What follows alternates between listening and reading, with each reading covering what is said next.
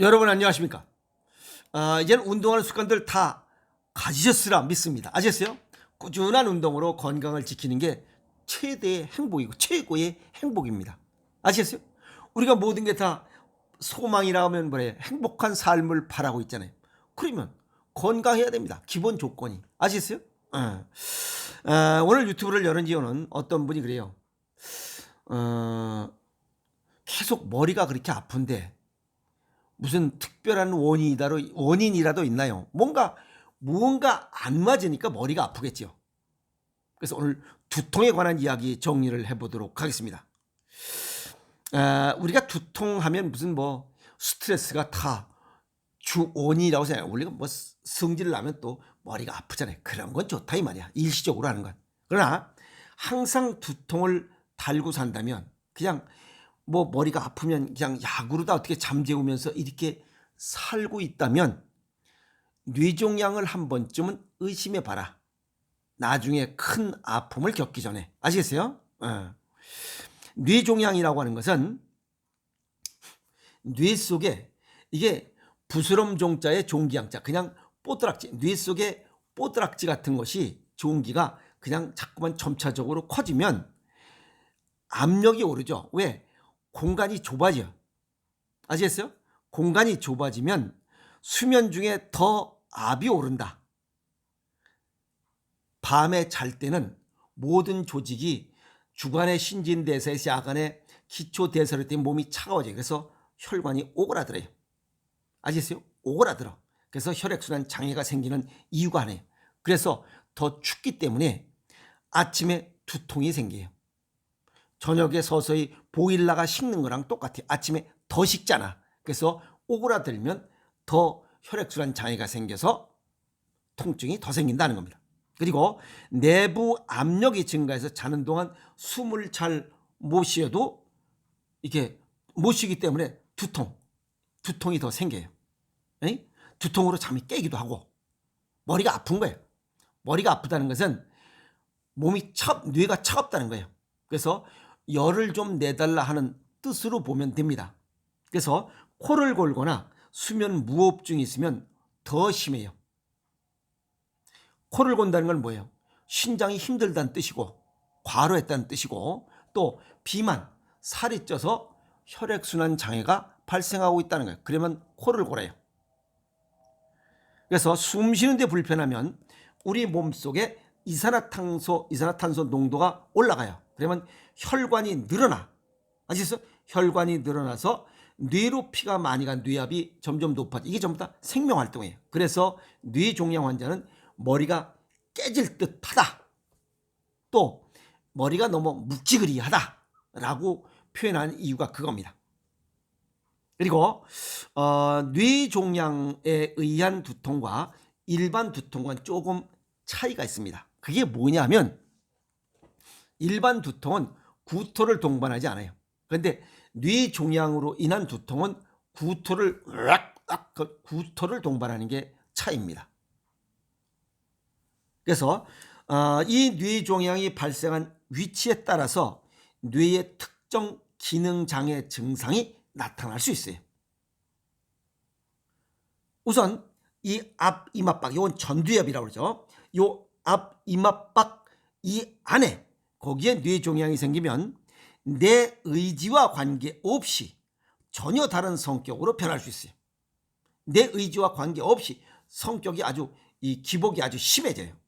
그리고 몸이 내 뜻대로 움직이지 않아서 운동 능력이 떨어져 버려요. 내 마음대로 이게 운동이 안 되는 거야. 이렇게 돼야 되는데 이게 안 되고 걸어가야 되는데 보폭이 짧아지거나 이게 몸이 마음대로 돌아가지도 않아요. 그게 특징이에요. 그래서 이건 앞이마, 이 전두통, 앞이마 속에 뇌종양이 생기면 그런 현상이 나타나고 그 다음에 후두엽, 이 뒤통수 안에 거기에 이 종양이 생기면 시야 장애, 눈이 침침해, 눈이 잘 안 보여.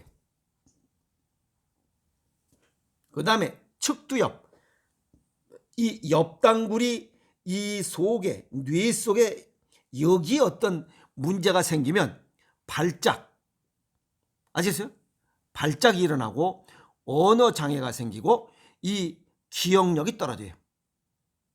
그리고 두정엽, 여기 정수리, 이 정수리에 뇌종양이 생기면 좌우측 구분을 못해요. 좌측 우측 구분을 못하고 글씨를 못 써요.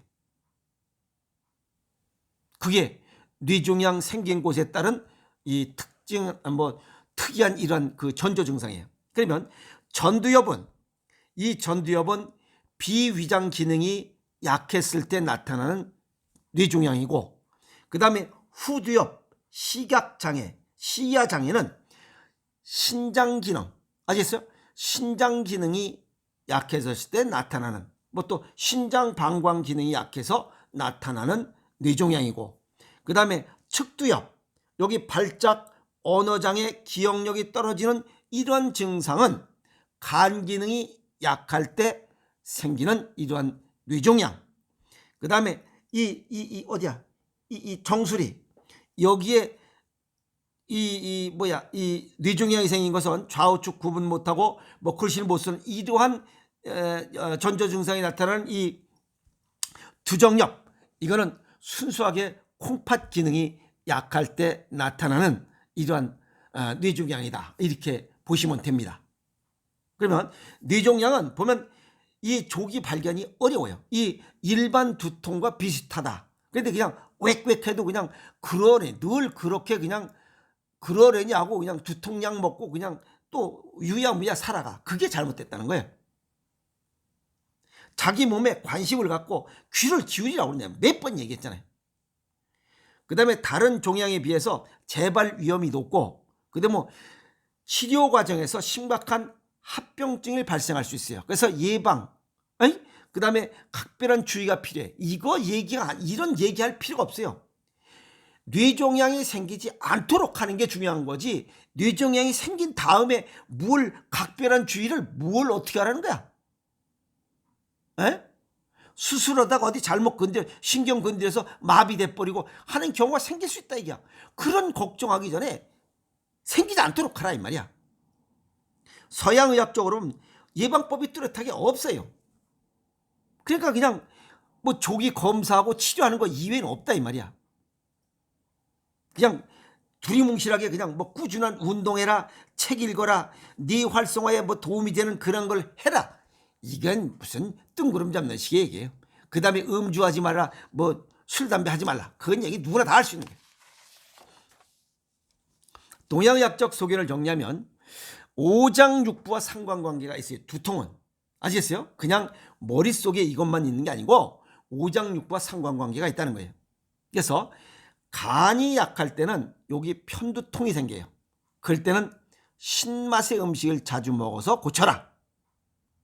그 다음에 여기 전두통, 요거는 비위장이 약할 때 생기는 두통이니 그때는 단맛의 음식을 먹어라.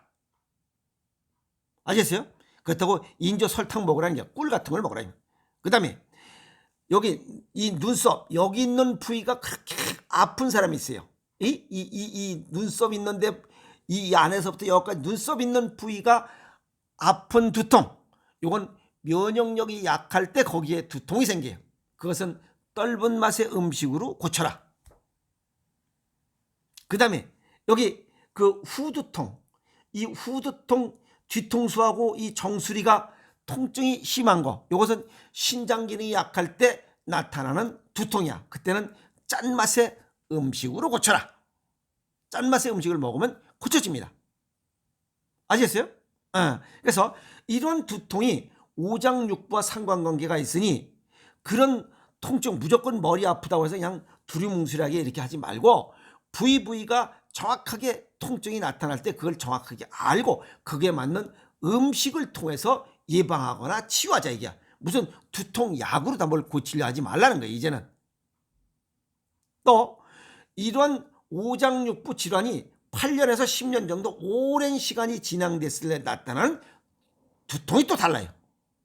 지금 얘기했던 이런 것은 5년 이내에 어떤 오장육부의 조화 균형이 깨졌을 때 나타나는 거고, 오장육부의 조화 균형이 5년에서 10년 정도, 이게 5년 이상 이런 조화 균형이 깨진 상태에서 나타나는 두통은 조금 다릅니다. 간 기능이 오랜 동안 떨어졌을 때 나타나는 증상은 머리 전체가 깨질 듯한 통증이 나고 통증이 위로 그냥 막 뻗치는 것 같은 통증이 나타나요. 이때 역시 신맛으로 고쳐야 됩니다. 그 다음에 심장질환을 오랜 동안 8년에서 10년 동안 화딱지가 그냥 계속 쌓여서 나타나는 것은 골이 쪼개지는 듯한 두통이라고 표현해요. 이해하세요? 그때는 쓴맛의 음식으로 고쳐야 돼요. 그 다음에 면역력이 떨어진 상태, 이런 것이 그냥 오랜 동안 면역력이 떨어진 건 어떻게 뭐 수족냉증이 있거나 또 여기 주부습진이 있거나 성격이 기복이 아주 심하거나 성질이 더럽고 짜증 잘 내는 사람이 이런 성격이 오랜 동안 하다 보면 머리에 전기가 쫙쫙 뻗치는 통증이 나타나. 그땐 떫은 맛을 자주 먹어야 고쳐져요. 그 다음에 이 골속 신장 기능이 그냥 오랜 동안 쓰고 달고 차갑고 싱겁게 먹는 이런 음식을, 이런 식습관을 그냥 오랜 동안 8년 정도, 5년 이상, 8년 이상 뭐 쭉 그렇게 먹다 보면 나도 모르게 콩팥이 망가져요. 그래서 신장 기능이 저하돼서 나타나는 통증, 이런 것은 골속이 아프다라고 표현할, 이렇게 통증을 얘기를 해요. 그때는 짠맛을 먹어야만 고쳐집니다. 그러면 우리 몸속 이 두통이 나타나는 증상에 따라서 먹는 음식이 다 다르다 이게야. 그래서 음식으로 고치라는 거예요, 두통을. 이건 약으로 되는 게 아니에요. 아셨습니까? 그리고 이런 두통이 있을 때 의식이 떨어지거나, 그 다음에 보는 시야에 문제가 생기거나, 감각에 이상이 생기거나, 열이 있거나, 어디가 마비되거나, 또 힘이 떨어지거나 라고 하는 증상이 나타나면, 이런 두통과 함께 이런 증상이 나타나면 바로 고민할 필요 없이 병원으로 가라. 아셨어요? 큰 아픔을 이렇게 큰 아픔이 오기 전에 빨리빨리 가라 이게야. 머뭇거리지 말라는 거예요. 그래서 병은 특히 뇌종양 같은 거 발생한 다음에 뭐 심각한 후유증 이런 거 걱정하지 말고, 그런 걸 얘기하지 말고 발생하지 않도록 하라 이 말이야. 이 뇌는 동양의학적으로 이 신장과 연관이 돼 있어요. 쓰고 달고 차갑고 싱겁게 먹는 식습관을 오랜 동안 가면 누구나 뇌종양이 발생할 수 있다 이 말이야. 신장 기능이 약해지기 때문에, 기능이 떨어지기 때문에. 아시겠어요? 여기다 고혈압, 당뇨까지 있다면 더 위험지. 거기다가 이 고지혈증까지 있다면 이건 더 위험해. 그래서 평상시에 쓰고 달고 차갑고 싱겁게 먹던 것을 버리고 가능하면 매콤하고 짭짤하게 먹어서 신장 기능의 활성도를 높이면 뇌종양을 얼마든지 예방하고 치유할 수 있다. 이렇게 정리할 수가 있습니다.